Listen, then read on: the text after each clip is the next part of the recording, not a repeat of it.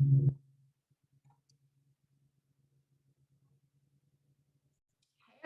thanks so much for joining us. We're going to get started just in a few minutes. So I know a lot of people across the country have joined us, so thank you so much. Please go ahead and introduce yourself in the chat. We'll be monitoring that, and we'll just wait just another minute or so, and then we'll kick off our seminar, our webinar.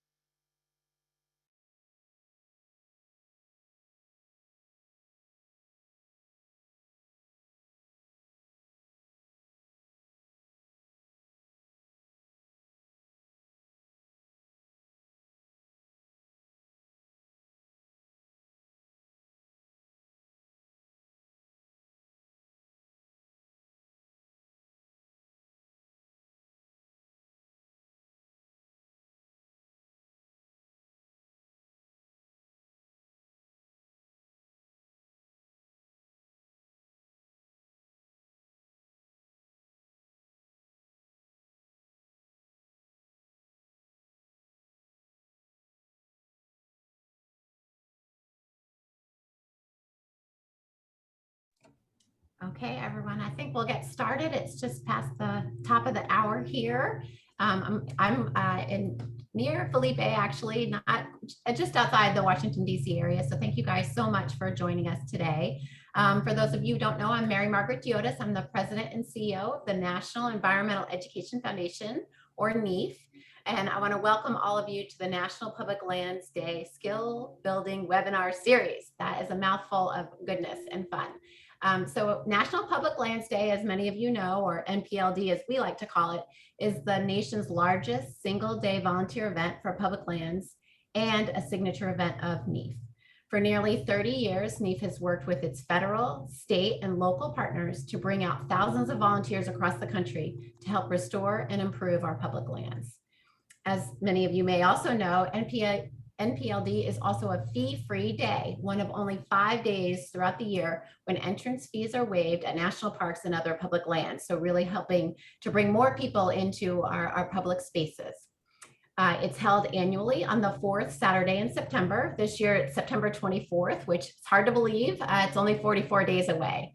We know that planning for NPLD starts well in advance, and all of you all have been working really hard over the last couple of weeks to get things started, and we really hope today in particular, but this series overall is a planning resource for all of you. So before we get started with our discussion and our amazing panelists today, I'd like to go over just a couple of housekeeping issues for the format of the webinar this afternoon. So we're going to use the chat feature for introductions and share links and other useful resources. I know many of you guys are already chiming in. So thank you for letting us know where you are, and feel free anytime to add thoughts, comments, and links for those useful resources to share amongst the community today. Then we'll get started just in a minute with our panelists. They're going to each share a 10-minute presentation, and after each panelist, we'll have 5 minutes for Q&A, and I'll facilitate those. Again, so just use the chat feature for your questions, and I'll do my best to go through them and tee them up for each of our speakers. And as you guys probably saw, we are recording the webinar today, and we're going to send a follow-up email to all of our registrants of the recording so you can watch it again or share with others, and then also we'll send you an email with some helpful resources. So those are our ground rules. We're really excited to get started. Today, I'm delighted to be joined by 3 organizations who are increasing the diversity and range of outdoor activities across the nation, but certainly as part of our NPLD events. Our first guest and organization is Felipe Benitez, the president of Corazon Latino, one of our longtime partners. Thank you, Felipe. For those of you who don't know, they're a national nonprofit organization that seeks to generate social, environmental, and conservation initiatives that foster natural resource stewardship with an emphasis, of course, on the Latino community. So thank you, Felipe, for joining us. Second, we're going to hear from Timberly Jones, who's the event coordinator for Adventure Cycling Association, which is a great organization that inspires, empowers, and connects people by bicycle. by sharing memorable ways to include and consider diverse communities through bicycles when organizing events. What such a great idea. So Timberly will joining us.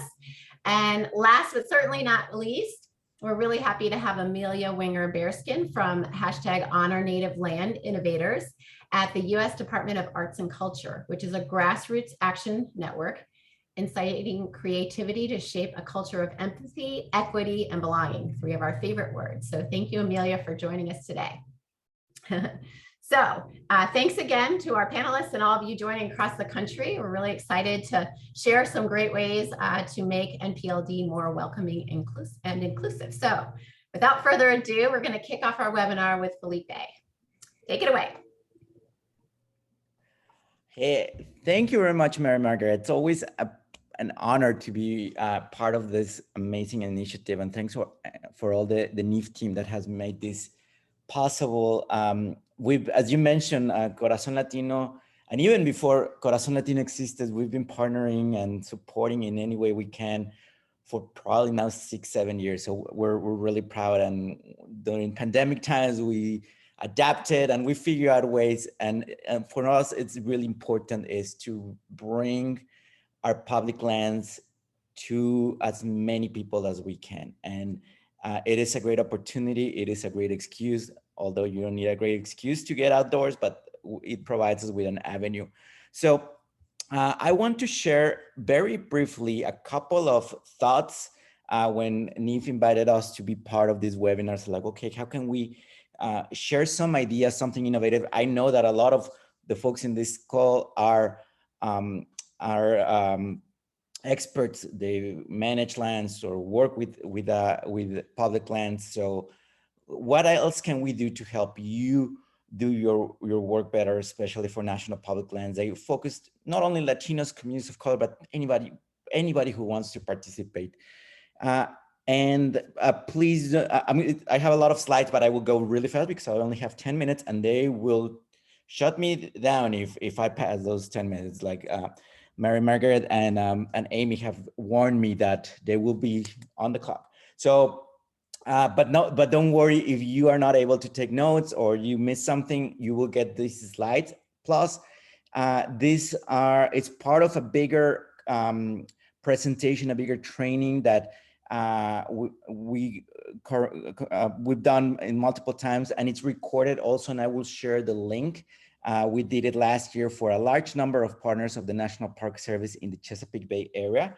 So it is archived, it is there, and it's probably 4 hours of the secret sauce that us and a lot of our great partners use to engage in a meaningful way in a culturally relevant and linguistically appropriate way to Latino and Spanish-speaking communities. But a little bit of Corazon Latino, we believe in reciprocity between humans and Mother Earth and nature. If we give, if we take care, if we protect our Mother Earth will care for us. And if we don't do it, we will pay the consequences. So National Public Lands, they fits perfectly with this motto, with this true belief that we have. And here we are doing some amazing work in El Yunque National Forest, where a few years ago we implemented in coordination with the Forest Service and Amigos del Yunque, the first ever citizen science project within El Yunque.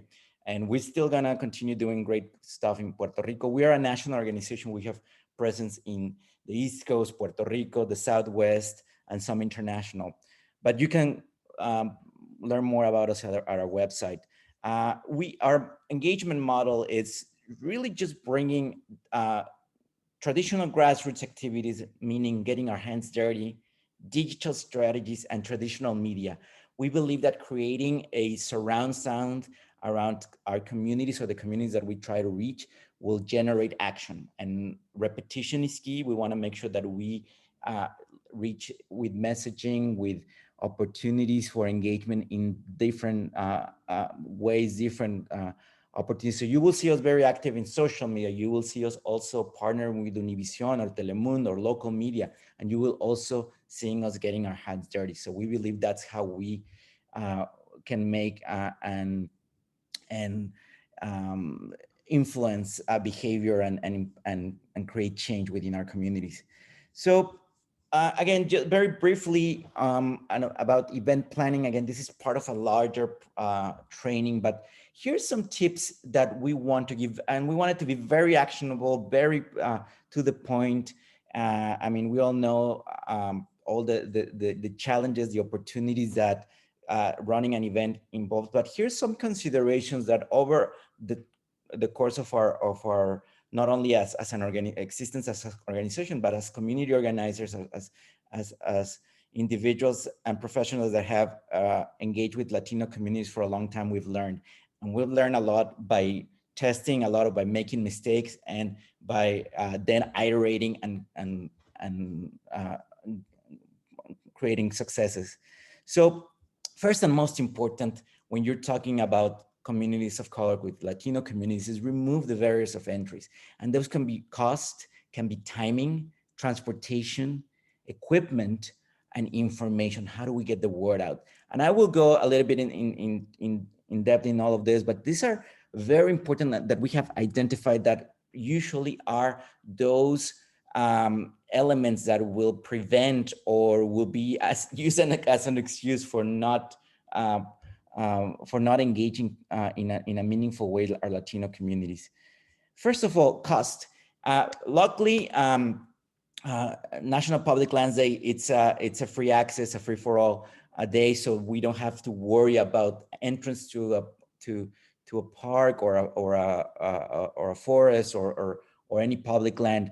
But when we don't have those opportunities, if we are even charging, even if it's $3, $4, $5 per person for entrance or for the activity, the cost adds up, especially if a community or if an individual or if a family is working minimum wage and we have 3-5 members of the family, those costs add up. So make sure and be very conscious that cost can be an impediment. Transportation, how do we get there?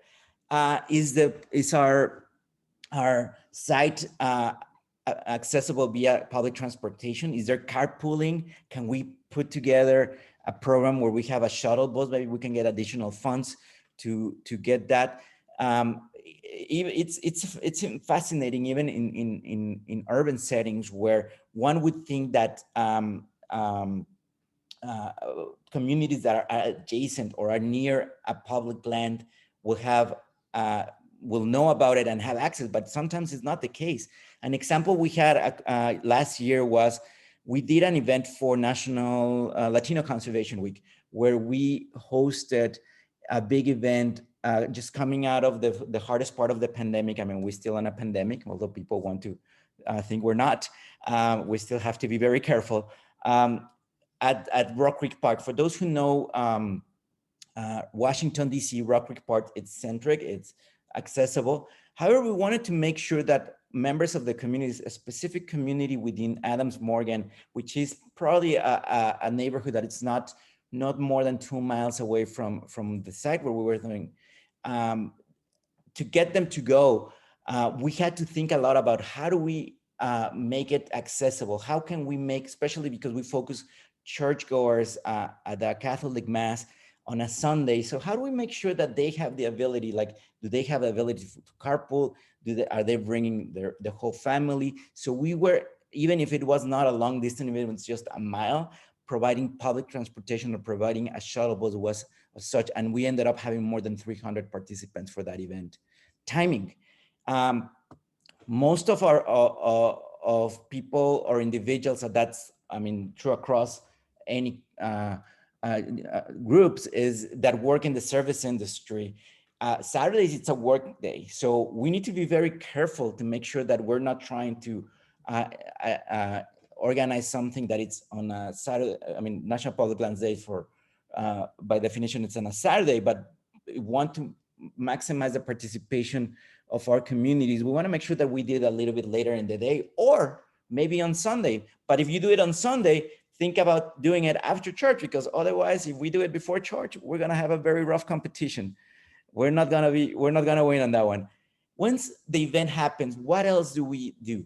Are this community, or our communities, or the folks that we invited, are they ready? We have going to have, if it's going to be a recreational event, or if it's going to be obviously some volunteering. I love showing this picture because it's a great example. This was a water-based event that we did at the Shenandoah River near Washington, D.C.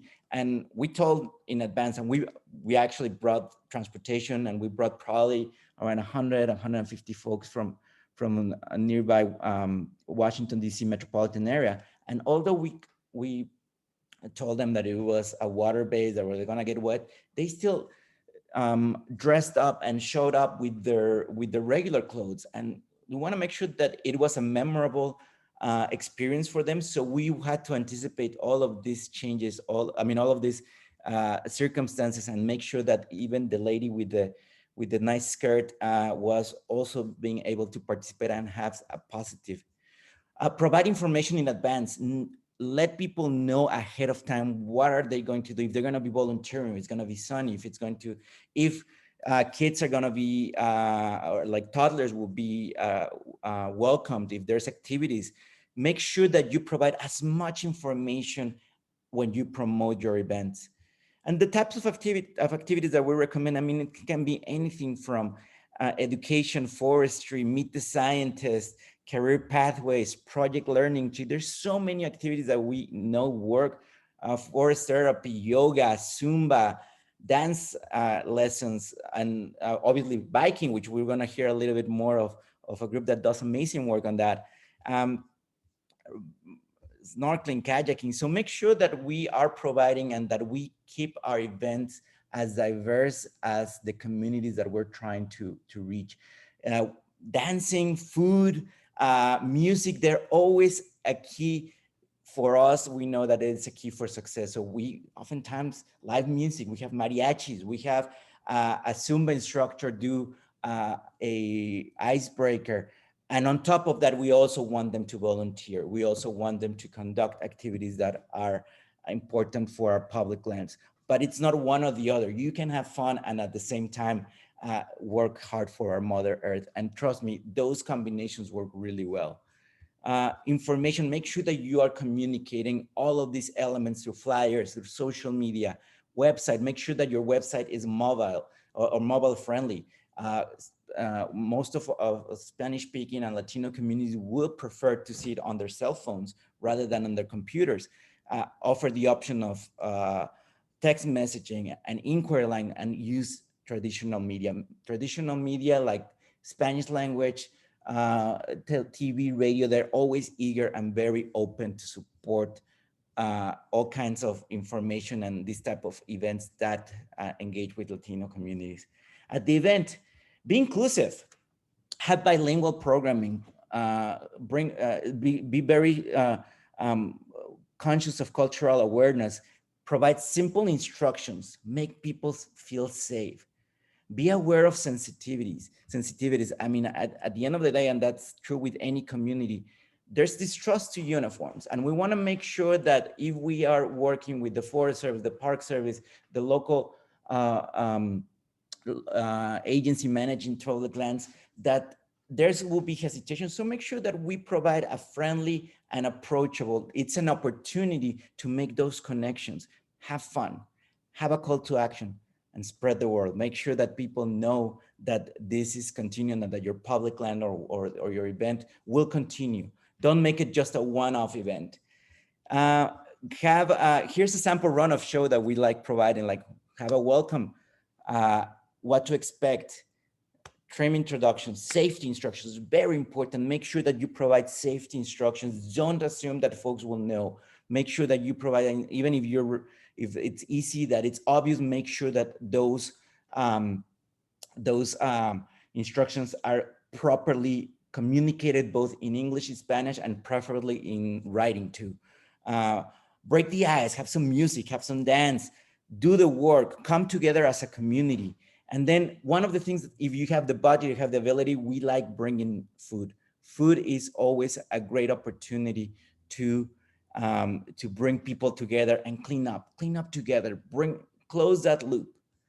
Incorporating traditions, do your homework, be respectful and do it in an organic way. And we'll hear more about that in one of our subsequent speakers, but this is very important. Make sure that we do it in a respectful and we are providing explanations to the public if we're doing now land acknowledgements or if we're bringing traditional groups. This is really important.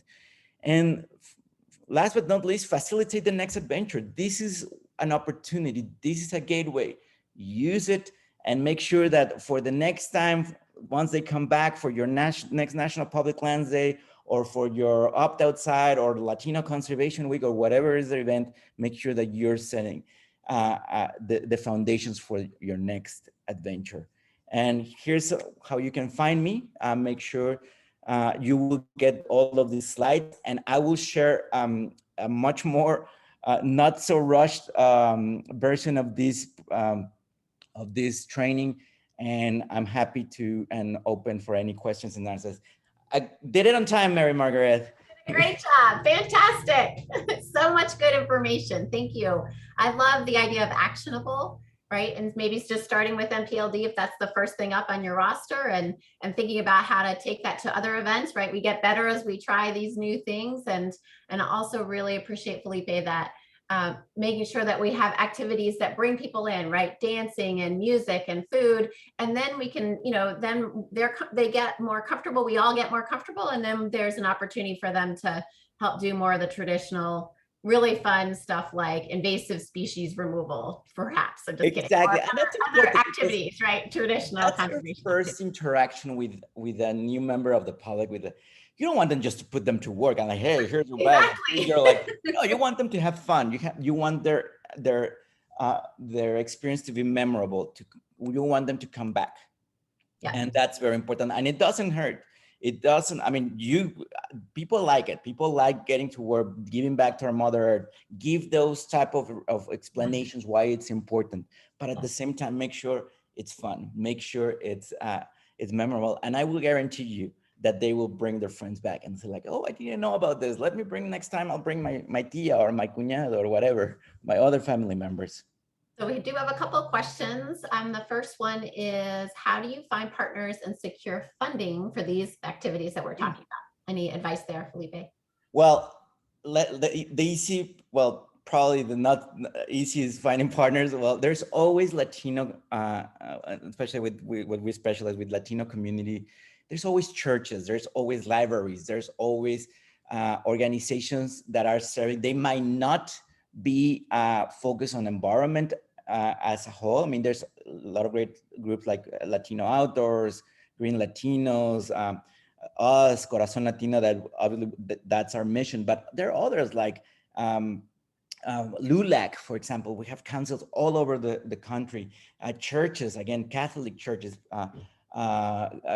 Christian, any denomination. There's always an angle. There's always, especially with Catholics, churches, with Pope Francis encyclical about protecting our common house. There's an entry point, and there's probably something already happening.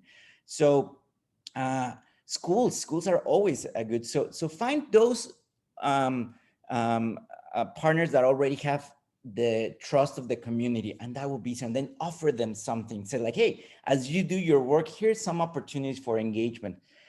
The funding part, well, one of them would be probably NIF. NIF offers micro grants for this type of work, but there's always a National Park Service, National Park Foundation. There's many where they offer mini grants for this type of transportation, and it might be a $2,000-3,000 grant, but it helps, and it helps charter a bus, or maybe an organization that already has the transportation. Sorry, like a school may already have, or a senior citizen have, but paying for the gas or paying for the expenses.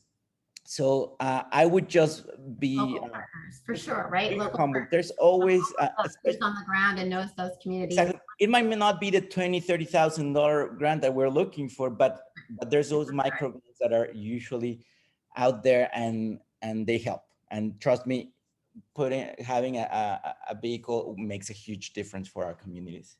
Okay, one more quick question. Any thoughts on, there was a question, how do you provide food in light of public concern about COVID? Any thoughts there? Yes, no, that has been always before we obviously were like, oh, let's hug and let's, we had making sure that it's prepackaged or that it's individual. For example, we do I mean, and in a lot of the public lands and in a lot of the settings, you need to have somebody who actually has a license to handle food. So make sure that you go through all of these, do your homework also on making sure. And for us, there's a lot of, especially with Mexican food, that it's very simple, that it's la pupusa or something that you can just grab, and or sometimes having even popsicles. Popsicles is also a great one, and again, just follow the norms, follow the like, obviously a buffet might not be the best, or a potluck might not be the best options still, but there's opportunities, and I will encourage you to go to your what we always do is we partner with a local restaurant or with a local vendor. We do it in Arizona, we do it in Puerto Rico. They know their audience. They will always find you like, hey, we can have a taco and a pupusa for $1, or like, I mean, if you're expecting 100 people, might not be too bad. I mean, might be, but obviously those things add up. But and sometimes it's just a matter of great ideas. Be creative, make it fun. Or even bring so another option is food trucks. You bring the food truck, you say, you make an arrangement or a negotiation with the food truck, say, hey, the first 100 people will pay for them, and so whatever it is, and then they will continue. But again, it depends on the regulations and any restrictions from your local place. So that will be a recommendation always. Popsicles and pupusas are always a hit for us. Love it. Felipe, thank you so much. Great ideas. I will also just say, before we turn it over to our next speaker, Timberly, that it's also a great opportunity with prepackaged things to teach folks about the importance of recycling and work with have your parks, right? Have a plan and talk. That's another what we usually have is a waste zero stations, and and that's why cleanup afterwards is so important.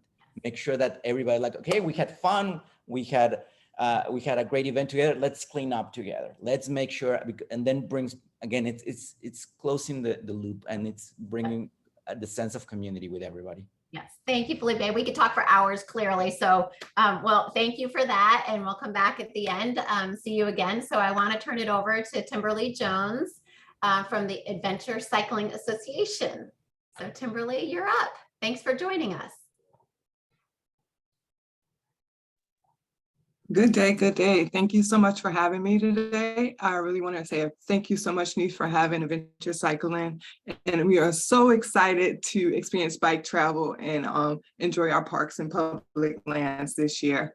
I am the events coordinator for Adventure Cycling Association, and I'm just going to go over a few things that we can do just to help us think outside the box, so we can be more inclusive when we are participating and making events for at public lands, for inclusive for families who use adaptive cycling, or just moms with strollers, just people that also wheelchair roll. So just thinking about your event as a whole and just encouraging everybody to participate. Okay, so when creating an event, I want you to think about placing yourself in a visitor's shoes, and then you can also look for areas of resistance. So maybe when you're creating your event for stewardship, maybe give a little bit more detail on the event page or social media.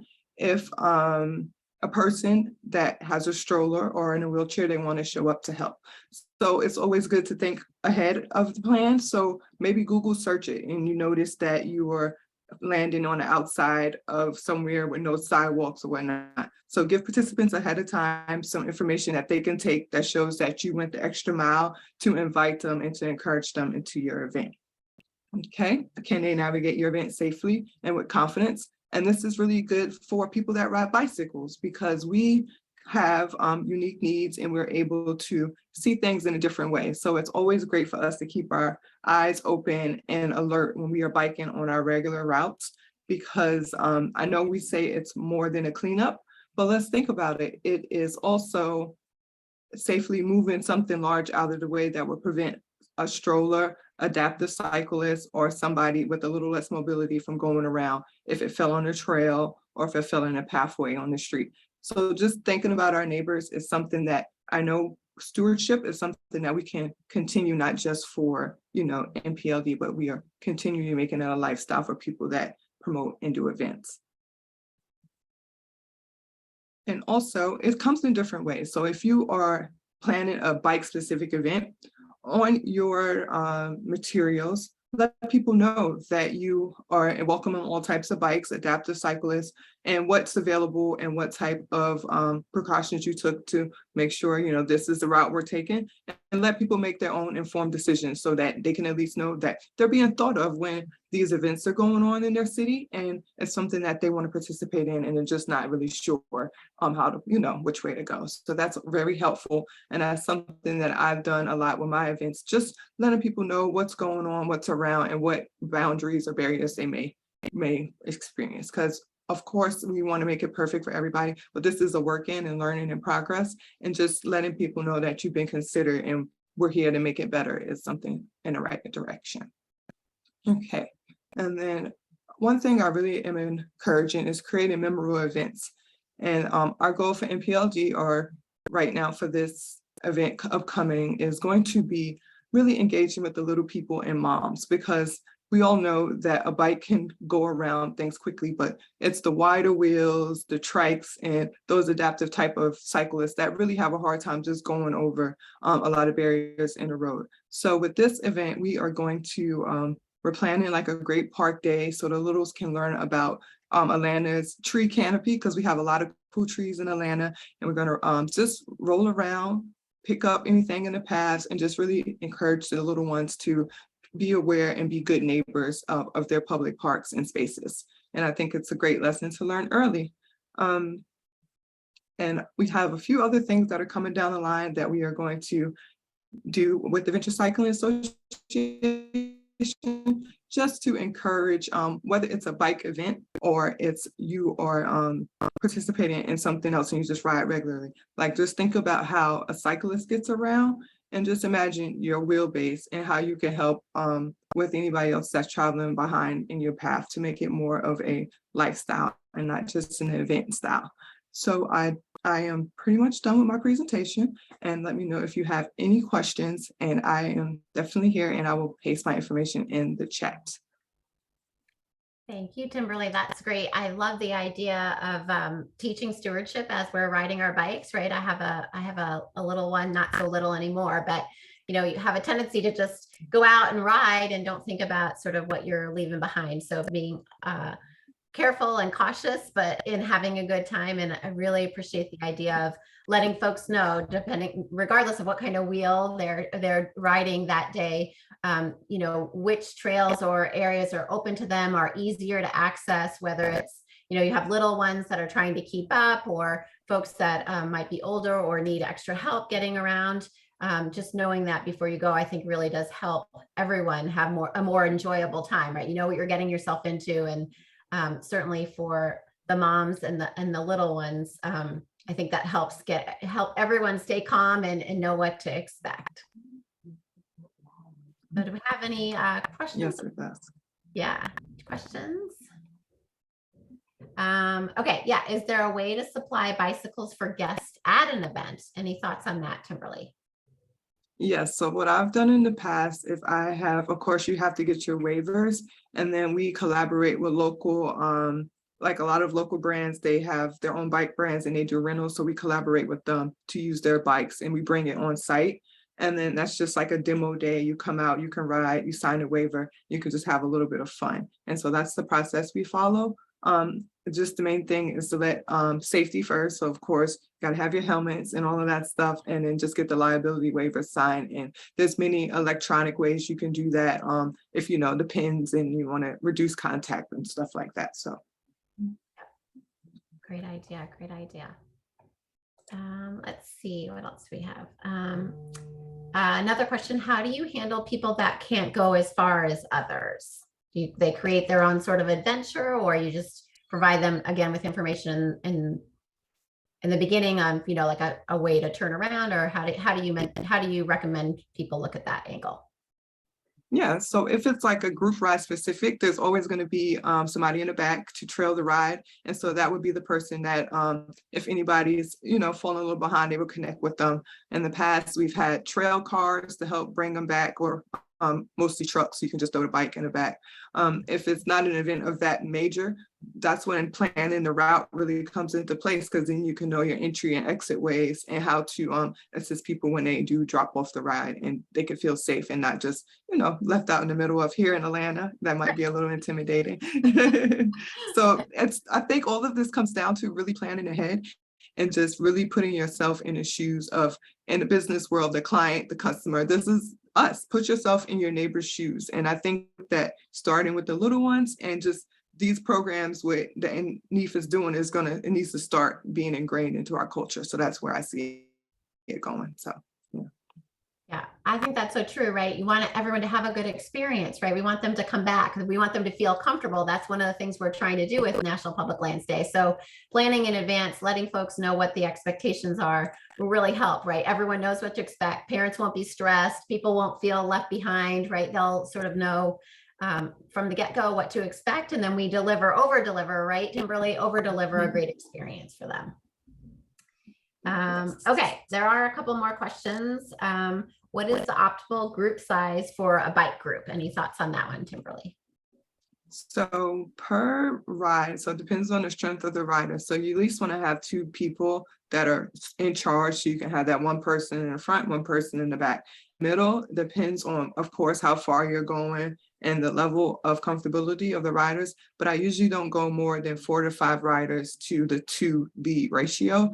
And then once you get a little bit bigger, then you start discussing, okay, what's the experience level of this group and stuff like that. But for types of tours where you stop a lot, like when we do our tree canopy, we're going to be stopping every so often. So you can get a larger group and just kind of bring people along the safer routes in the city or where you're located. So 4 to 5 participants with a couple of people to help guide them. At least 2, yeah, to have the front and back. And then depending on the strength of the 2, I would start with 5 people. So it can be 7 all together on the ride. Yeah, that's great. Great advice. Okay. I think that's great. That looks like all the questions. Thank you, Timberly. Great ideas. Really fun to think about biking and taking in our public lands in that way. So thank you so much for all of those great ideas. Next, we're going to hear from Amelia Winger Bearskin. I'm so glad you could join us today, Amelia, from USDAC. So Amelia, I'll let you share your presentation. Thanks again for joining us. Thank you so much for having me. It's such a pleasure to be here. And I'm a shout out to my co-host, Jackie, who's unfortunately not feeling well today. So I hope we can all send her some loving support there. I have a little bit of an interactive presentation. So of course, let me know if for any reason you can't see it. I'm going to go ahead and press play here. Anyone who's familiar with Menti, all you do is you go up at the very top of the screen, it says menti.com, and then you use the code 62913197. Don't worry if you didn't catch that when I said it. It's going to be on every slide of my presentation. So at any point, if you want to join in, you just can go ahead to that band at the very top, menti.com, and use that code. So I'm from the USDAC Honor Native Land. My name is Amelia Winger Bearskin. I'm Seneca Cayuga Nation of Oklahoma, Deer Clan. I'm also from the Wyandotte Nation, and I'm so excited to be here. We are in the week of our most sacred festival of our entire year, the Green Corn Festival. So I'm so happy to be here and sharing this today with one of my favorite partners, NEF, and for the National Public Land Day. All right, so what we're going to ask you today is, how are you feeling? So again, you go to the top, go to menti.com and use that code. Oh, we got some hopeful, some tired. Glad that nobody's too hungry. Hopefully you got some snacks around your computer. I'm a little hungry. I have some peanuts here that I'm eating. But this is just kind of showing you how it's going to work, that my presentation is interactive. I thought that could model some of the good behavior that we can have as interactive stewards of new experiences on public lands. I'm glad that some people are hungry. I'm hungry too. So I'm the Patrick on the side eating the hamburgers for sure. Well, thank you so much for participating. And as we go through this this presentation, you'll have many more opportunities for interaction. Thanks for chiming in. This is kind of a test to make sure it's working. And if you're having any difficulty, just do a shout out in the chat, and anyone can unmute and ask me to help out. Well, thank you so much for chiming in. At the USDAC Honor Native Land, we have resources as well as our virtual toolkit to help people understand the different ways in which you can honor Native land and perform land acknowledgements at your events if that's interesting for you. So we have a lot of resources. You can go to USDAC and we will have a virtual toolkit that can help you out. All right. So I would love everyone to think about a memory from your experiences with national parks and lands and waterways. And if you look at your device, you can either use a phone or you can use your laptop.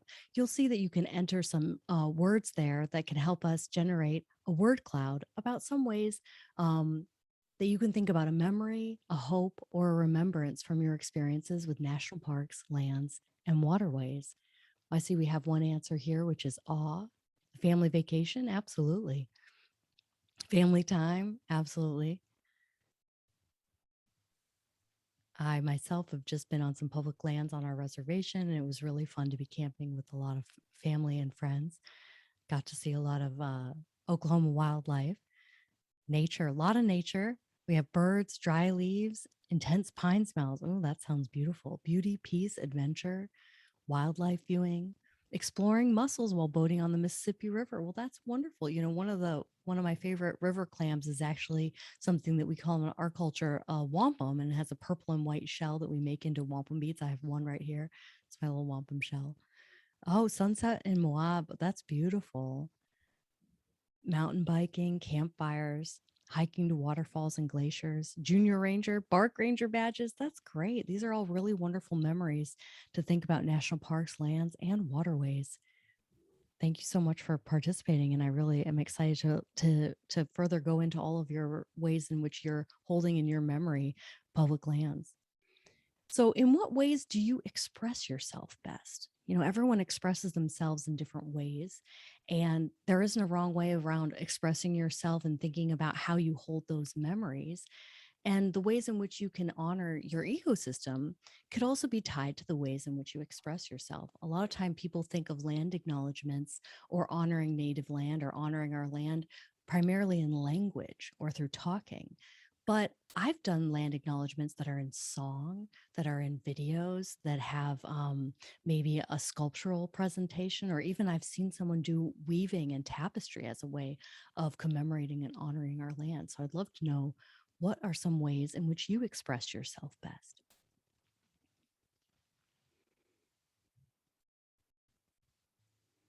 Silent prayer and gratitude. That's beautiful. Writing. Action or activity. That's right. Like we can definitely do activities to honor our land that are more interactive. Meditation, photography.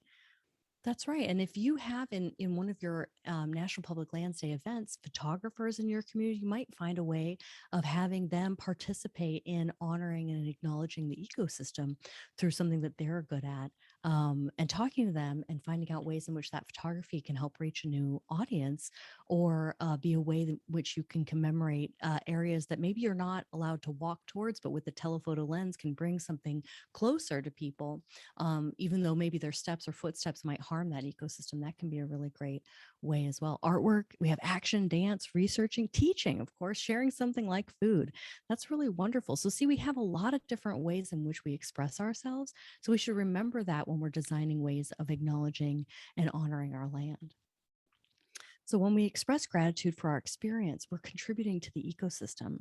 And this is our individual way of giving back together. Individual expressions contribute to the collective. Next time you're visiting a national park, lands, and waterways, how can you give back to the ecosystem?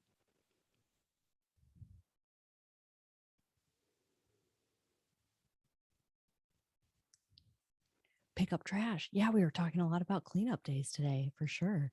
Leave it cleaner than you found it. Absolutely. Leave no trace. I think a lot of people understand that honoring land is not contributing to its decline, never touching wildlife, touching it with your eyes. That's right. That's why it's important to think of other ways that we can express gratitude besides maybe walking up to something or touching something, but using our eyes, using binoculars, using cameras. Yeah, it looks like we have a lot of good options here. Encouraging the curiosity with my kids. That's right. Educate others. Stay on the trails. That's right. And you can even volunteer or think about creating some trails yourself, and participating in ways in which you can designate or create new types of trails are also helpful too. Volunteering with a local group to learn more about trails or to help with some of the ways in which we can interpret information on the trails. Yeah, these are all really wonderful. Take pictures, not souvenirs. Yeah, that's a great one. Volunteer. Yeah, these are really wonderful. Thank you so much for sharing all these different ways that you can give back to the ecosystem.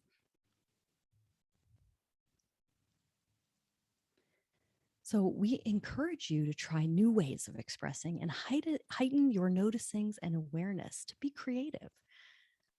I wanted to show you an audio version that we made of the Six Nation Haudenosaunee Gyeongyong, or our Thanksgiving address. And we'd like to share with you. And this is, this is a work in progress. This isn't a finished one, but I thought I would show you a not finished one, work in progress, so you could see how easy it might be for you or your group to start something like this. So we made this with free resources. We had some friends and family members just do the audio recordings on their phone. We used free music. We used free image backgrounds, and we even used free online tools to assemble the video. And like I said, this isn't finished. It's in progress. And I thought that's kind of more fun than seeing something polished, because you could say, I could do that. And you really could. So I'm going to show you an example of that. Let's see. Let me know if you don't hear it for any reason. The people, now our minds are one. The Earth Mother, now our minds are one. As água, agora nossas mentes são uma. The plants, now our minds are one. The animals, now our minds are one. Les quatre vents, maintenant nos esprits ne font qu'un. The sun, now our minds are one. Las estrellas, ahora nuestras mentes son una. Set in my two teachers, now our minds are one. The Creator, now our minds are one. Now our minds are one. Now our minds are one. Now our minds are one. Now our minds are one. Now our minds are one. Agora nossas mentes são uma. Now our minds are one.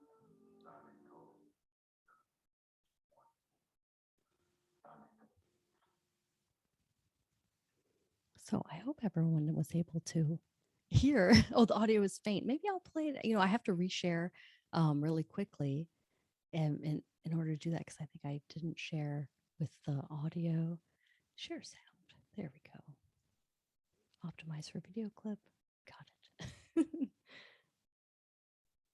And let's see here.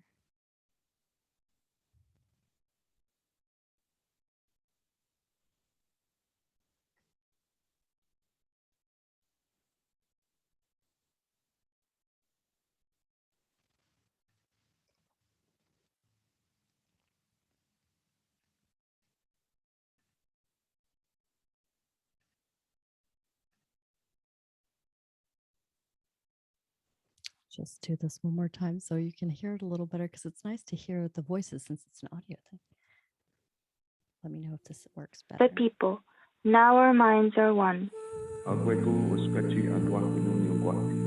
The Earth Mother, now our minds are one. As água, agora nossas mentes são uma. The plants, now our minds are one. The animals, now our minds are one. Les quatre vents, maintenant nos esprits ne font qu'un.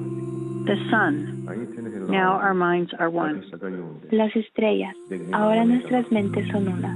Set in my two teachers, now our minds are one.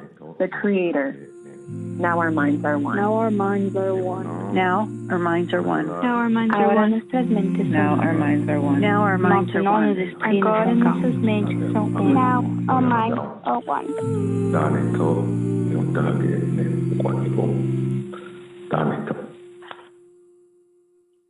Thank you so much. So you can kind of see how a A more creative land acknowledgement might be able to include more members of your community. It could be something that you share out in email or on social media. And maybe think beyond just the sort of reading of a statement and include some of the more creative members of your community, or even try it out yourself. Try to make something that's audio or video or anyone, or maybe embroidery or painting. So thank you so much for having me. It means a lot to me, and I'm glad that you're well. That was so beautiful, Amelia. Thank you so much. It's like so relaxing. I feel like energized and refreshed. We do have a question already coming in. So how would you suggest approaching people for an event? Well, I think that it's really good to include multi-generational, make sure that you include your elders and your children, and then other people that are familiar with those members of the community. If you would like to include Indigenous members of your community, we all have websites. All the tribes who are local in your area have websites. You can look us up. If you're unclear of what the names of some of the Indigenous groups are in your community, you can even look on Wikipedia and say, oh, I meant, like, right now I live in Gainesville, so I can look on the Wikipedia page of Gainesville, and they have a whole section on who the Indigenous people are here. And all the Indigenous people listed all have their own websites too. And you can reach out and say, hey, do you have somebody who works with lands? And we do. We have tons of people that work in, like, my sister even works in the National Park Services. And so we all have, family members and friends who have already done similar things, and would be happy to work with some of the educational activities, maybe for all ages, maybe children, and for elders and for others as well. So that's a good way to start. A great idea. Would you take a minute, Amelia, since we have a few minutes, to explain a little bit about land acknowledgements? Sure, I'd be happy to. Let me just I'm going to get on my website here because I love to read the little statement we have. Yeah, it's beautiful. I agree. Yeah. Worth the wait. Absolutely. So a little bit that, we have this great resource at usdac.us/native land, and you can get our virtual toolkit. We have posters, we have a nice PDF that you can learn more, and it helps you to have a little guide as to how to do it. But if you ever wondered why you might want to introduce the practice of land acknowledgements, we say that it's to offer recognition and respect, to counter the doctrine of discovery with the true story of the people who are already here, to create a broader public awareness of the history that has led to this moment, to begin to repair relationships with Native communities and with the land, to support larger truth-telling and reconciliation efforts, to remind people that colonization is an ongoing process with Native lands still occupied due to deceptive and broken treaties, to take a cue from Indigenous protocol, opening up a space with reverence and respect, and to inspire ongoing action and relationship. Acknowledgement by itself is a small gesture. It becomes meaningful when coupled with authentic relationship and informed action.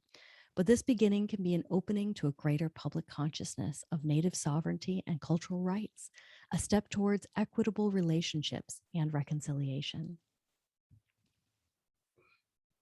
See, I told you all it was beautiful. And it right, like you said, Amelia, and similar to what we were talking about with Felipe and Timberly, right? Just start somewhere, just with a simple land acknowledgement, right? That we're honored to be here on the native lands of, whatever Indigenous people, and start there and try and incorporate, like you said, some of the folks in the community, or just start with a land acknowledgement, right? Start small, and I think maybe even, you tell me, Amelia, even if you do a quick land acknowledgement, you might hear afterwards people come back and thank you for that, and also identify, like, that was really important to me because that's part of my heritage, or whatever it might be. So it might just be as simple as putting it out there and acknowledging and honoring, and hearing some great feedback right away afterwards. Absolutely. It's always good to talk to people about how, like I did today in my presentation, where I asked people, how do you honor land? How is it meaningful to you? And I think meeting people where they are, and understanding how they like to acknowledge land helps them understand, what is this thing? Because sometimes when you open up a meeting and you just say, hey, we're doing this land acknowledgement, this is this thing, and kind of push it through and move on, you might be missing something that is actually a way that everybody has their own way of acknowledging land. And so bringing that into the space and saying, we all have ways of acknowledging land. We all have ways of connecting to the ecosystem and contributing. Those are ways that we can also honor the people that have been custodians of the land and who are still here and are still members of our community. So I think that's important to kind of connect it to us rather than saying, a lot of times I hear land acknowledgements where they're like, a long ago, many years ago, there were these people, but that kind of forgets that we're standing right here. We're here and we're among you and we're part of your community. So yeah. And that's the whole purpose of, right, the work that we're doing, right, to make to help conversations and provide opportunities for people to have a better understanding of the communities around them and the people around them, the land around them, and really that inclusive spirit that I think all of us are very committed to. We want to embrace that diversity in all of our communities. And you know, we talked a lot about the little ones, right? Kimberly talked a lot about little ones, and this is a great opportunity again to teach, you know, those messages of environmental stewardship, but also those messages of inclusivity and understanding our communities even better than perhaps we would in other settings. So thank you for that really good feedback. Absolutely. Thank you for having me. Yeah, sure. All right. Well, that was like the best hour I've had all week, almost an hour. Thank you so much, Felipe, Timberly, and Amelia. What great discussions, really energizing. This obviously concludes the second webinar of our NPLD Skill Builders series. We are going to follow up with an email of this recording and helpful resources, as I mentioned before. Thank you again to all of our panelists and all of you who joined our webinar this afternoon. At NEAF, we believe in continuous improvement in education. So at the end, when you close out the session, there's a very short survey about today's webinar. We'd love for you to take 10 seconds to give us some feedback so we can continue to refine our approach as we move forward. And last reminder, and thank you, Nicole, just put it in the chat. Please, if you're interested, we'd love for you to join us for our next webinar, which is on August 30th, for the most effective ways to promote your NPLD event. So lots of good opportunities to learn more about that just in a couple of weeks. So with that in mind, thank you guys again. Looking forward to seeing you or hearing about all your great activities on September 24th. Thanks again for joining us. Thanks to all of our, maybe all of our panelists want to come back and say goodbye, but thank you everyone for joining today.